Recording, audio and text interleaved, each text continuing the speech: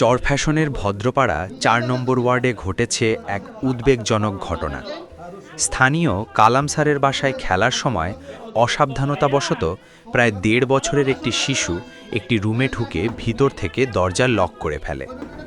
বিষয়টি বুঝতে পেরে পরিবারের সদস্যরা দ্রুত দরজা খোলার চেষ্টা করলেও ব্যর্থ হন। এতে এলাকায় চরম উদ্বেগের সৃষ্টি হয়। পরে খবর পেয়ে ফায়ার সার্ভিসের একটি দল দ্রুত ঘটনাস্থলে পৌঁছে তাদের দক্ষতা ও পেশাদারিত্বের মাধ্যমে দরজা খুলে শিশুটিকে নিরাপদে উদ্ধার করে। আলহামদুলিল্লাহ, শিশুটি সম্পূর্ণ সুস্থ রয়েছে।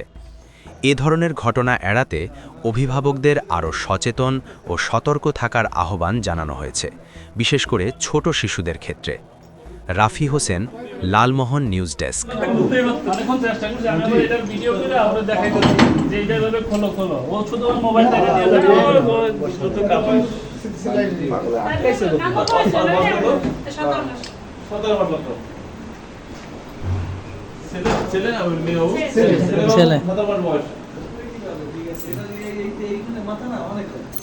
আল্লাহ খুব হাডি না এটা ওই এরকম করে রাখছে 17 মাস মানে রাখছে মাস দাদা এটা লাগবে না ওই নকে বুঝে তো কাম বুঝো হ্যাঁ আদা पे ঠিক আছে